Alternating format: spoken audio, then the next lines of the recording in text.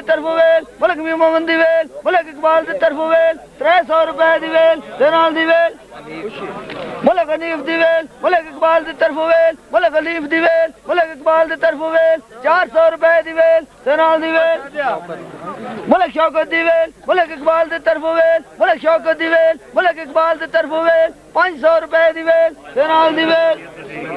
हाँ ओ यार तू यार गल मैं खाऊं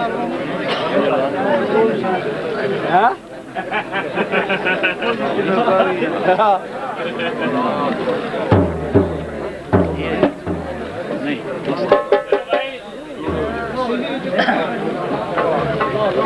उस पर चाहिए हो मामा की बदना करे ना